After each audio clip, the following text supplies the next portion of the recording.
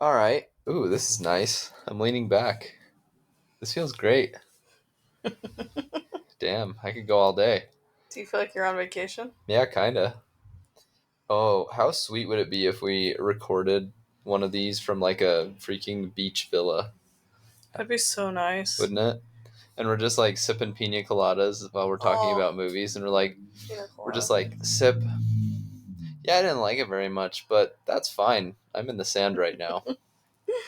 That'd be sweet. Yeah. Anyways, welcome to This Is Reviewable. We did not extend Halloween Spooktacular any further, so it ends. It ends with this episode. We did watch a Thanksgiving movie, didn't we? Yeah, seasonal. Yeah, and this is often sort of touted as being the definitive Thanksgiving movie.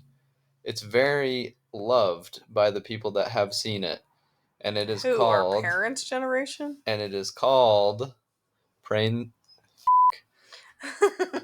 Planes, Trains, and Automobiles. It's kind of a mouthful. If you're Say not that 5 times fast. if you're not ready to say it, you're gonna mess it up probably like Say I that five just times did. fast. Planes, trains, and automobiles. Planes, trains, and automobiles. Planes, Faster. trains, and automobiles. Planes, trains, and automobiles. Planes, trains, and automobiles. But I was ready. If I wasn't ready, Yeah. you know. Anyways, this is a. When did it come out again? 87. 1987, and it stars Steve Martin and John Candy and Kevin Bacon. Barely. But that was a huge mislead. I know. He's in it for literally 10 seconds, maybe 20 seconds. He might be in the movie for a minute. Yeah. And when he came on screen, I was like, oh, Kevin Bacon. Yeah, Micah loves And then he Kevin was gone. Bacon. Never saw him again. Got in a cab. Bye bye, Kev. Yeah. Kev back. So Did you like that? yeah, Kev back. Yeah, Bacon. I did not like that actually. Kev Bake. I take it back. Come on. I was giving you some. What's that thing called, by the way, that the Romans used to wear? Is it a laurel on their head? Yeah, I Like think so. it's called a I laurel. think so. Okay, I was trying to. I Anyways, could be wrong, but that sounds right. okay. Why were you thinking about that? Were you Um, thinking about the Romans? it The would Roman Empire it today? would take too long. A little bit, yeah. It would take too long to explain why that came up, but it was relevant.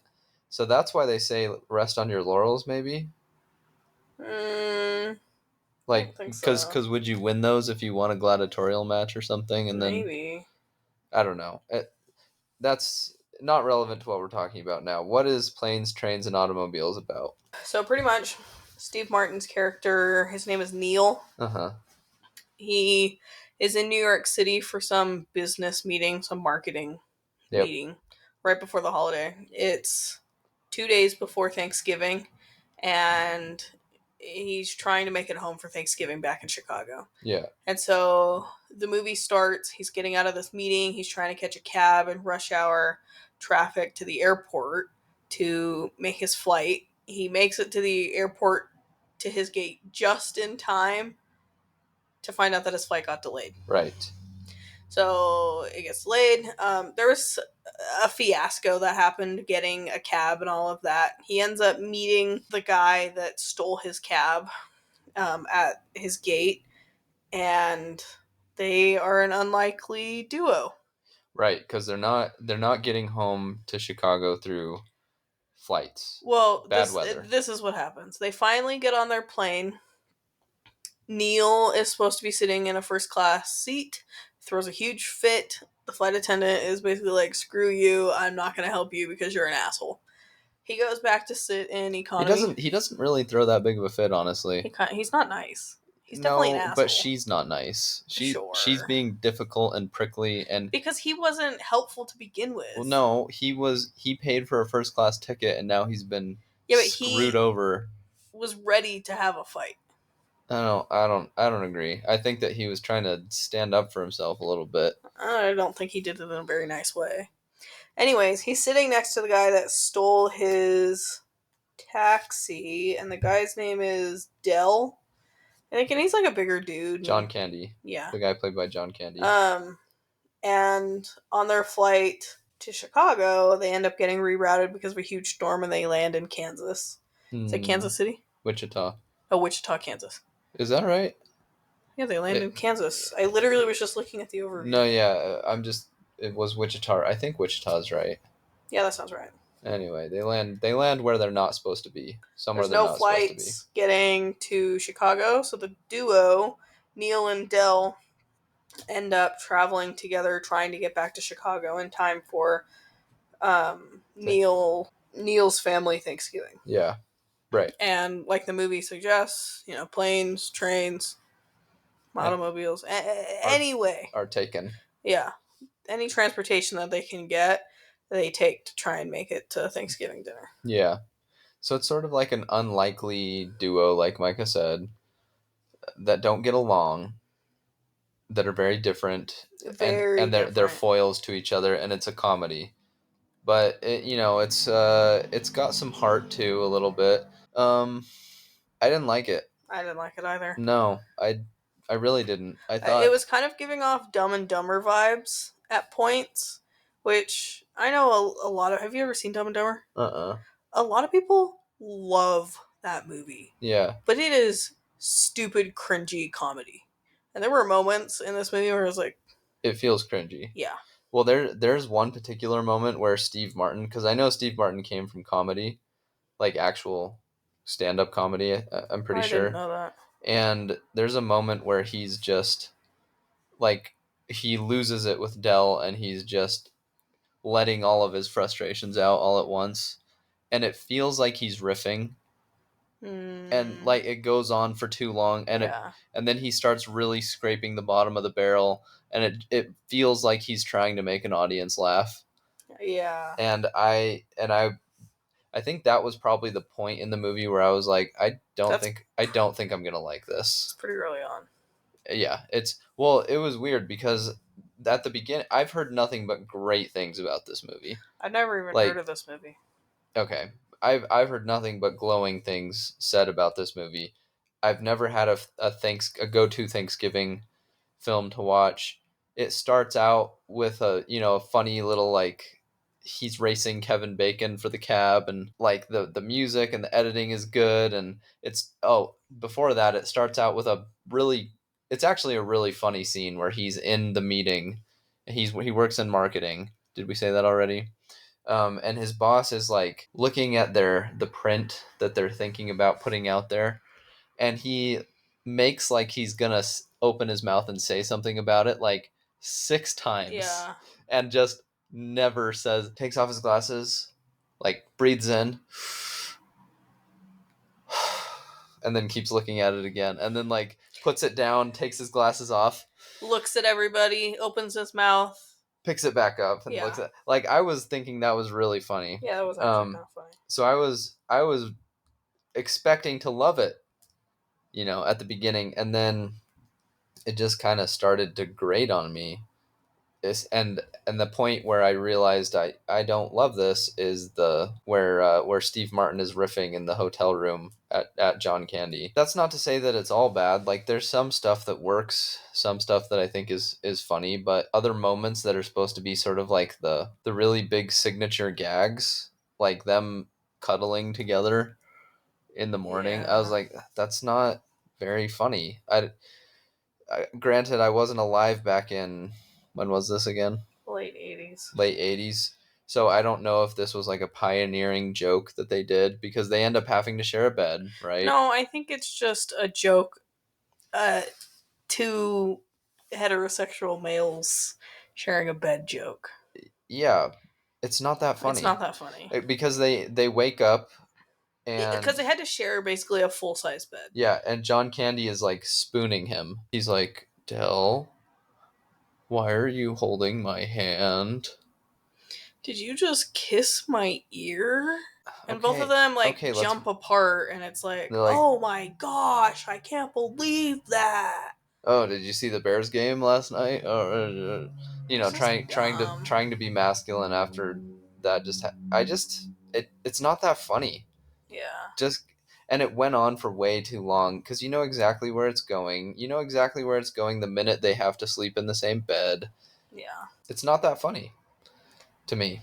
If it's funny to you, then more power to you. But I didn't laugh really at all I at just that didn't feel part. like most I'm gonna say any because I can't think of any that were actually smartly written. I didn't feel like any of the jokes were super smart. They were just low hanging fruit. Let me think. And There's got to be a couple. I'm open to being corrected on that, but I can't think of any right now. I just felt like John Candy's character is this big, friendly, dopey, personable, in your space, no boundaries kind of dude. Yeah. And Steve Martin is a businessman who likes things a particular way and are shown time and time again that he's an asshole. He's high status, right? And he let that go to his head. Yeah. And, John Candy is just trying to help Steve Martin get home. And, like, they work better together. And it's shown throughout the whole movie that they work better together. And, like, Steve Martin just doesn't like He just doesn't want to hang around him anymore. It's been a days. miserable several days for him. And he just wants to get away. There is one part where... So this movie is surprisingly rated R. This is a thought I had. It was? Oh, yeah. Because, okay, Was it the taxi cab part? so there's that part where there's like, it's very hard to describe. It's a very The cab? inappropriate cab. Oh. Like this guy has like magazines, naughty magazines plastered all over the interior. Playboy cutouts. Yeah. But I don't remember seeing really anything that is explicit enough to make the movie rated R, especially for that time. Like if Airplane gets away with full frontal, it's not full frontal because she's wearing a thong or topless. whatever, but like full topless nudity and it stays PG. I don't know why anything in that cab would have made this movie rated R. Retroactively changed Airplane's rating? I don't know. That's so funny though. No, the part where it's rated R is when he has to trudge. They drop him off at a rental car parking lot and it's not there. And the bus leaves and he has to walk 3 miles back to the airport and he gets to the front desk and he's like, I want a fucking car right fucking now. I don't fucking appreciate walking 3 fucking miles when the fucking car I fucking paid for wasn't fucking there. And it's like, I kind of like that part because like if I was that pissed, that's probably how I would sound. He's been in the same underwear for 2 days. Yeah. I don't think I'd be able to talk to someone that way, honestly. I don't think so either. But like that's... Especially like cold turkey walking up to someone like that? Absolutely not. Sure, yeah. I mean, she was... Right. Oh my gosh. This would drive me crazy too. Because he like steps up to the counter. And she's on the phone. And she's just talking about Thanksgiving dinner. With her sister. And he's just waiting there and he clears his throat and she just... Gives him the finger. Gives him the 1 minute finger. Yeah. Have a personal call on your own time. I need some help here. Brayden had an experience like that this past week. Yeah. I didn't even get the finger. I didn't get anything. I was standing there for 10 minutes. I was so mad. But I did not talk like Steve Martin. I'm proud to say. But like, on the 3 mile trudge back to the airport, that's how I would be talking. Yeah. I'd be, just voicing my frustrations into the ether. And I'd be like, it's not there. Are you kidding me? But I thought that was kind of funny. That's an okay reason why it's rated R. Yeah, just that one scene. Just that one scene. Sort of like the King's Speech where there's just one or two scenes. And did you like the part where he gets dragged by the balls? Yeah, I don't know how him being an asshole hasn't been beaten out of him at this point. Yeah. Because there's so many times where he gets yelled at or physically assaulted for him being an asshole. Yeah. And so at some point he is done talking to the rental lady because there's no cars, and he goes out and talks to the taxi guy, running the taxi booth or whatever, and he's like, I need a cab to Chicago. Yes.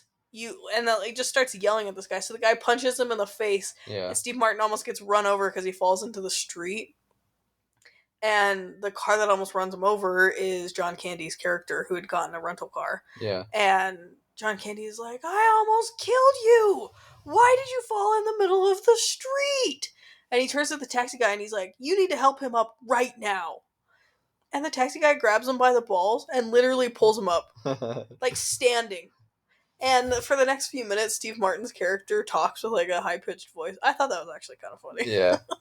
And then there's this part I like and don't like. It's when John Candy is driving the car. The jazz song is playing and he's just like Jamming playing out. all the instruments, and I'm like, that's kind of funny. Like his facial expressions are fun, He's and having a fun time, except that they keep cutting to the outside view of the car, and every time he he's lets go swerving. of the steering wheel, it's majorly swerving the car.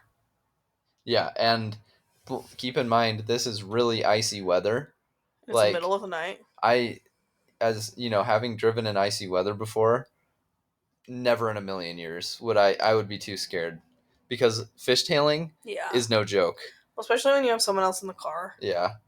Um but the reason I didn't like it is because he gets his jacket caught around like the It's like a knob on the. some sort of knob on the side of his seat, and he's trying to free his hand, and then he ends up getting his other jacket sleeve caught on the other knob on the other side of the seat, and now he can't steer the car at all, With his hand. and so he's using his knee, and it's like a dire at this point it's like a dire situation where he's scared, And he should have woken up Steve Martin. just just put your foot on the brakes. That too. There's no reason you can't And just then wake stop up the Steve car. Martin. Yeah.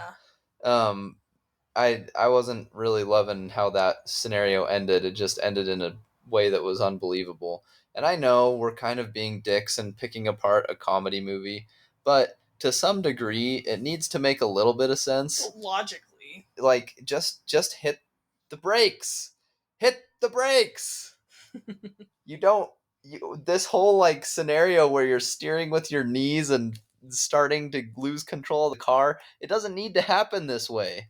Yeah. Just hit the brakes, you're fine. Anyways, did you like how are we spoiling this? No. No. I think the only important part is the very ending. Okay. Yeah, so it's just hijinks, but unfortunately it's not, like Micah said, it's not very cleverly written in our opinion, hijinks. It's very slapstick, I guess. Yeah. Which, like, again, there's nothing really wrong with that.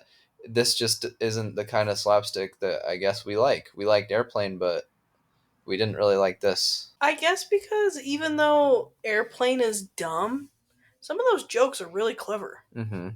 Oh, he went to the hospital. What's that? Or whatever. Well, it's like a bunch of dad jokes, and it's like it's just so unapologetically Itself. yeah. Which this is too, I think. But I think they're not the same.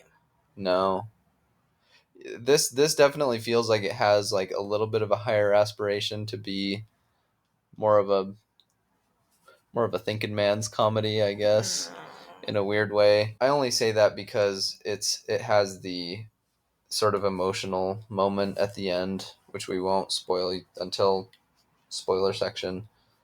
And Airplane has nothing like that. It's just a goofy time from minute 1 to whatever minute it ends on. Airplane. Yeah. Yeah, I don't know. Oh, I wasn't loving the music at a certain point. It's like a little bit too 80s. Hmm. You know what I mean? And not in a good way, like in like Back to the Future. Right. Oh, Back to the Future is so freaking good. We should watch that. Or Dirty Dancing. Yeah, sure. Did you like that? No, because I thought you liked that movie. Yeah, I like, or Harry Met Sally, Yeah. or The Goonies. Even The Goonies Well, isn't my favorite, but even the Breakfast Club. yeah. Like, we don't love that movie, but their soundtrack fits. Yeah. It also ends on a freeze frame. And not like the fun freeze frame from Breakfast Club. It ends in a very goofy freeze frame. That I didn't even notice it was a freeze frame at first. Yeah. I don't know who thought that was a good idea. The first person to end a film on a freeze frame, In general? they should be sued. Is there anything else really to say about it? I don't think so. Let's rate it. Okay. I again didn't really enjoy it very much. And we'll get into this a little bit in spoiler section. I don't think we're going to be talking about this too much longer, but even the big emotional thing, you sort of see coming, and it is resonant, but there's a little problem I have even with that I'll talk about later. So even like the thing that's supposed to be cathartic, I was still thinking like, wait, but what about this other thing that I don't understand? So that kind of sucked the life a little bit out of the catharsis for me. So I guess I'm gonna and again, I don't think it's very funny, which is a real shame because I really enjoy John Candy in a lot of movies I've seen him in. But I'll give it a 5.5. 5.5 cars on fire out of 10. Um, yeah, I just didn't enjoy this movie. I honestly kind of felt like it was a waste of time. I feel a little bad saying that just because, a lot of people had to have put a lot of work into this movie. Uh-huh. And I don't want to be, and if this is like their biggest project, I feel bad, but it's not like they're listening to this anyways. So I'm gonna rate this a 5 vibrating beds out of 10. Yeah. So, oh, real fast, Parents Guide. I think we already kind of mentioned it. This is rated R, but only for language, and there's pictures of nudity. It's not for kids. No, I don't think this is for I don't think kids. they would enjoy it anyways. But Yeah, it's not aimed at them. You're right. It's not aimed at them content wise in terms of like what's appropriate. It's not aimed at them content wise in terms of what they'll actually get out of it and understand. It's just, yeah, I mean, they'll laugh at some of the slapstick parts, like the car being on fire and all that, but and maybe the two men sleeping in the bed, that maybe that's funny to kids. I don't know. It probably isn't though because they don't really understand the especially now. yeah. Um, so the big emotional thing, Spoilers. yeah, the big emotional payoff at the end, you find out because John Candy has made allusions to his wife. In fact, the big blow up that Steve Martin has at him at the first motel that they stay at, he says, "Go ahead, make fun of me. I'm an easy target, but at least I have a woman that loves me or whatever, and people like me, and I like me." And that's like a good little monologue. Mm-hmm. Um, but he like keeps alluding to his wife that he really loves and who really loves him, and Steve Martin's like, well, at least you've got a wife that really loves you. That's really important because he's kind of on the. It seems like he's on the fritz with his wife a little bit. Mm. Steve Martin is on the fritz with his wife because he works too hard. He works hard for the money, Micah. So hard for the money. But we find out that John Candy's wife is actually dead, has been dead for 8 years or something. Yeah. And that's sad, right? And Steve Martin feels awful about it when he finds out. Except But that John Candy is never wearing a wedding ring. Did you notice that? no, I didn't. But here's the issue though. Not that you have to if you're married, but anyway, sorry. So they're both going home for Thanksgiving, right? At least presumably. They get to Chicago and they part ways because Steve Martin is taking the train to get to where he lives. And he leaves John Candy at the station. They hug. And some of the things that John Candy said and did start to pass through Steve Martin's brain. And he connects the dots, I think, and realizes something is a little off. So he goes back to the train station, and John Candy is just sitting in the train station because he has nowhere to go. Yeah. And Steve Martin says, "What are you doing, Dell? Why aren't you going home?" And Dell says, "I don't have a home. My wife's been dead for 8 years." So why was John Candy going to Chicago if he didn't have anywhere to stay? They didn't explain it, and the only thing I can think of is that because he's a traveling salesman, Yeah. is that was just his next place, and maybe he had appointments, but they never say. And maybe he's just a nice guy that was helping Steve Martin get home. Yeah. But No. again, they never explain it in a way that you Well, can infer anything. I can buy that he just wants to help him and wants to hang out with him at a certain point because he feels like he's found a friend. But none of that explains why he was on that plane in the first place. Right. The only thing I can think of is that he had appointments. Yeah. So that's sort of like the unanswered question that was nagging at me when the emotional moment happens. Mm-hmm. Obviously Steve Martin invites him to Thanksgiving and he meets the family, and this is the freeze frame it ends on. It's like the wife looking at John Candy or something. Maybe it's John Candy looking at her. It's one of those two, and it's a big goofy smile on John Candy's face. On someone's face. Can't remember if it's hers I or think his. it was his. But yeah, it just like, yeah, that, it's nice. It's a nice little moment, but also, why are you even in Chicago? I don't understand why you're here in the Yeah. first place. That was pretty much all I wanted to say. That's all you have to say. Yeah, I just didn't really enjoy this movie. All right, washing our hands. Okay, I read a book this week. It's called Scythe by Neil Schusterman. That sounds like a fake name. Oh, wait. Is that how you would say his name? No one's name is Hat Rack. Schusterman? Schusterman. Okay. I don't know. Schusterman, Chesterman. You'd have to ask him how he pronounces it. So, pretty much. Should we get him on the line here? Should we invite him to the pod? Oh, wait. I never wanted to say. I know, I'm surprised Damn you it. said that. Should we invite him on the cast? Oh my goodness. Should we cast our net and trap a Neil Schusterman? You're dumb. Or it was Neil, right? Yeah, Neil. Yeah. So, pretty much, this is the planet Earth super far in the future. And they have figured out how to prevent death. So people still You mean by aging? people still age, and But you don't die by aging. right, But you can be killed. only by certain people. Okay. So you can age, and once you hit a certain age, let's just say I live until I'm 80, and I decide I don't want to be 80. So they call it like turning the corner, I think. Uh-huh. And you can reset to the age as young as the age of 21. Okay. Your body. But you keep all your memories and all of that.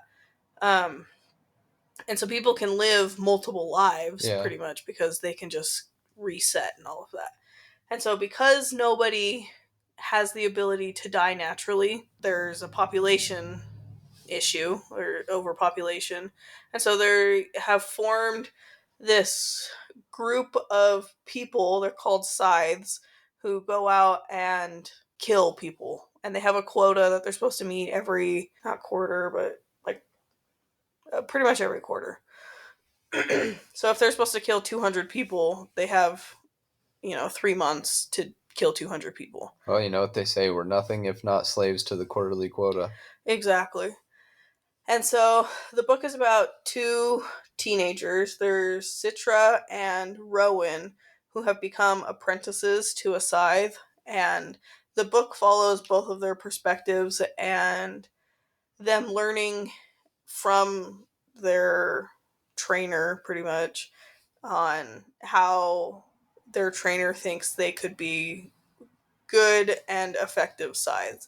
And so the person that they're learning from basically just follows statistics and he researches the people he's going to kill. They call it gleaning. Statistics and compassion. Mm-hmm. Do these people know they're being hunted by scythes? So at some point they throw out some statistic that in 1,000 years, if they lived 1,000 years, what is it? If they lived 5,000 years, they have a 50% chance of dying by scythe. Yeah. And they've even, because people can't die, sometimes people will kill themselves on purpose, and they go to these facilities where they're basically reassembled and brought back to life. So, like, people will jump off buildings, jump in front of cars, just to, like, feel something sometimes, or it's like a rush, and they get put back together. But wait, if they have a population crisis, why don't they just let the people who want to top themselves do it? They think that it's inhumane. But they want to. It's more humane to Some of them aren't doing it. They're just doing it for the rush of the fall. Oh. Well, here's the thing, though. Because also their bodies have been tweaked in a certain way that they don't really feel pain. Oh, okay. I was wondering about this because this begs the question, if there's overpopulation, it naturally leads to bad living conditions, right? And squalor and whatever. Mm-mm. So what's the problem then? Why can't the world just be as populated as it needs to be if there's no pain? There's just not enough space. And this is a problem. I guess, yeah. Okay. And so with this group of, a club of people, I guess, the Scythes, They're all fam. In the club, they all say, um, you know, just because nobody has the ability to die doesn't mean that like everybody's all of a sudden good, because people still have their agency and still have the ability of free think and all of that. So not all of the sides agree. Don't you hate that pesky free think? They don't all agree in the way that killings should happen or gleanings. And so the side that Citra and Rowan are being apprenticing from is very humane. He, will go and talk to the families after and make sure that everybody knows that like this person had to die because he chose them, The but like sides get to choose who they get to dies? choose. Okay. But like, What if someone like cuts them off in traffic and they're like, yeah, that's the next one? right, they could decide that. Even if that person is 21. Right. Really? And so Oh. that's where the different thought of why killing should happen, gleaning should happen, is an issue. Because some of them, will just glean people that have wronged them. And Mm-hmm. that's not okay. And some of them will only glean a certain gender or a certain ethnicity. And they say that's not okay. It needs to have variety and like be unbiased. Variety is the spice of life. And Mm-hmm. ironically, in this case, death. Mm-hmm. So Okay, that's kind of interesting. This reminds me of a couple of different things. what? Minority Report, first of all. Kind of. You know, Well, in what way? ethical implications of, taking. It is different, but like in Minority Report, what's the ethical implication of arresting someone who has not committed a crime? And in this one, it's is there an ethical way to go about curbing the population? Ethical Mm-hmm. ethical dilemmas as they relate and pertain to like a law force, like a force, Mm-hmm. a police force, or in this case a, because I assume they're connected to the government, right? Sides. They are self-governing. That's an issue, in my Wait, opinion. so who's in charge of this world? There is two separate entities that run this world. There's the Scythe, which are self-governing and cannot be interfered by any outside force. But who says? Who goddamn says? The other entity. So it's called the Thunderhead, and it's basically AI Uh-huh. who, Chat GPT. right, Okay. who has complete control Siri. over, yeah. Can you imagine? Complete Besides, control. good morning. Besides, will kill 5,000 people today. Except that the Thunderhead and the Scythes are not allowed to interact. So AI So the is Thunderhead is the one really in charge. of It's everybody except for the Scythes. why is there no like revolution? So the Sides and Thunderhead are the government. Mm, I would say the Thunderhead is the government, and then the Scythes are population control. Yeah, but they're associated with. They need to have. Who do they get their authority from? Is what I'm Themselves. trying to get at. Well, I guess the Thunderhead gave them authority and Okay. then said, here's your authority, but for us to be an effective world, we can't interact with each other.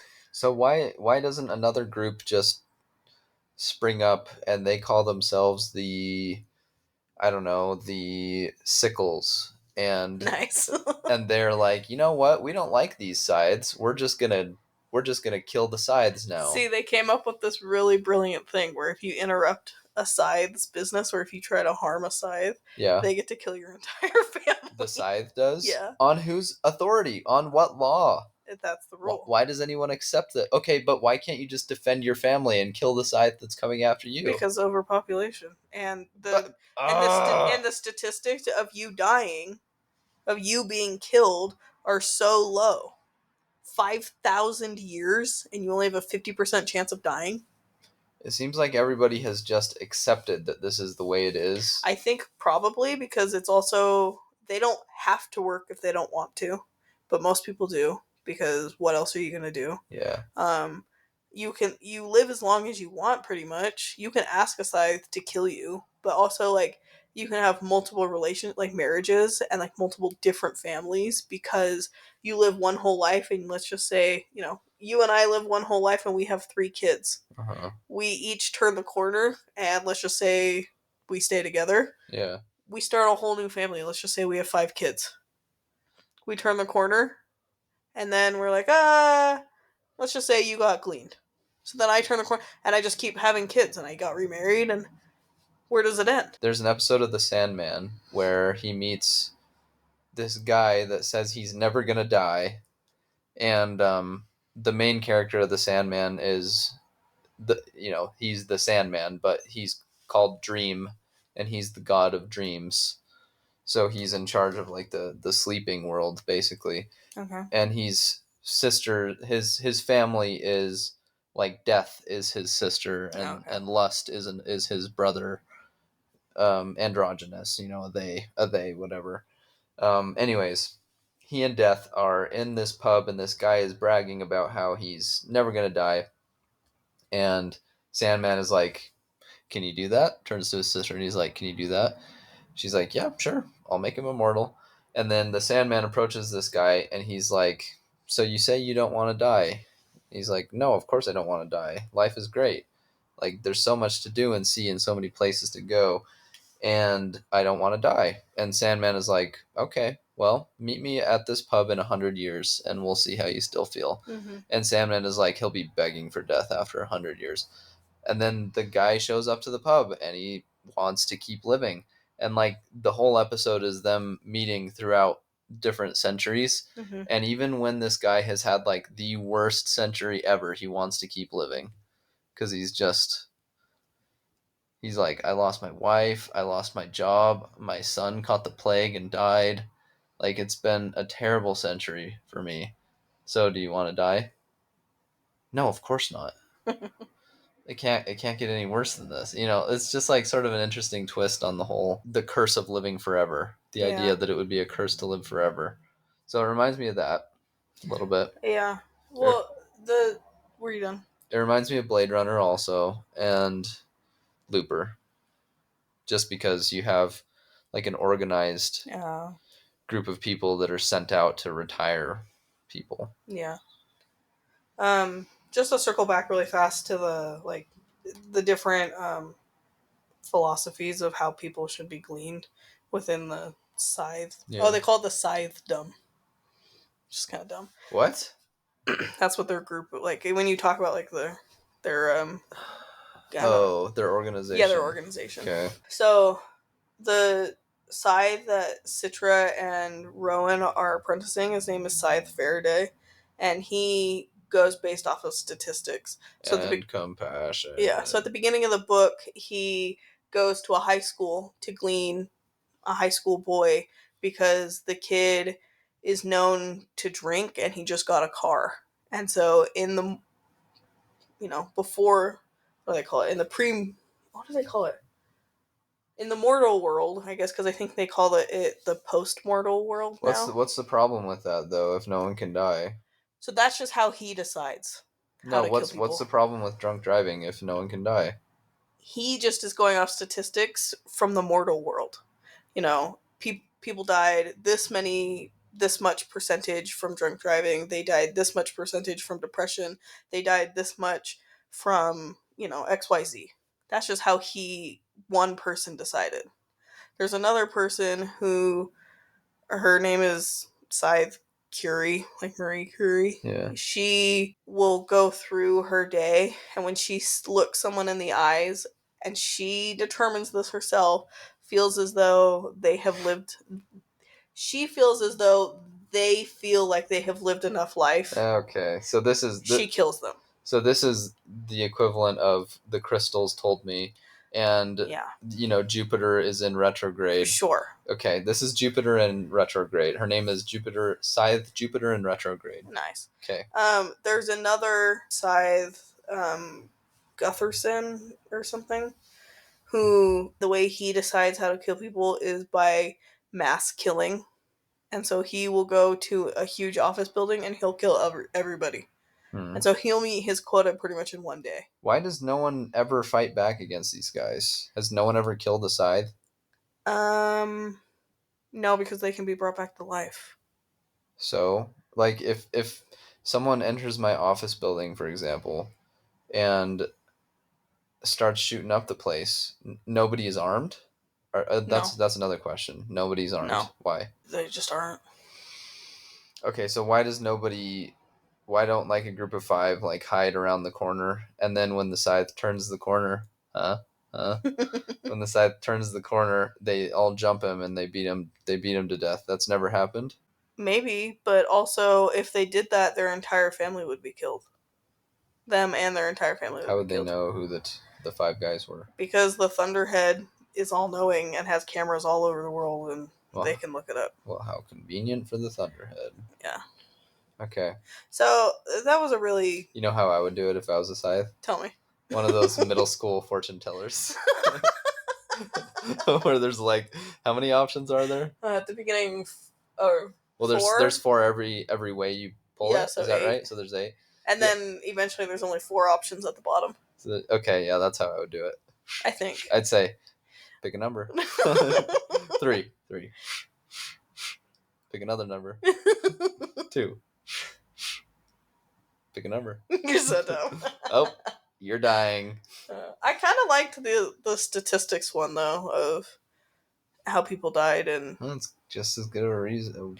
I as don't know. any. I don't know. I feel like I would just do it based on who has lived a really long time. Like if you're over 1,000, Yeah. then you're fair game. I mean, even that, like how many people live in this world? I don't know. I don't think they really say. No. No. But I really enjoyed this book. It's actually, I found out after I read this that it is a series, and I'm going to continue on reading the series. Mm-hmm. But I think it's just an interesting concept for a Yeah. book. And Yeah. I feel like you think some of it is stupid, but some of the things that they brought up in the book, like ethically, is very interesting, I would say. Yeah. So, Did you feel like your beliefs were challenged? no, because this doesn't exist for us.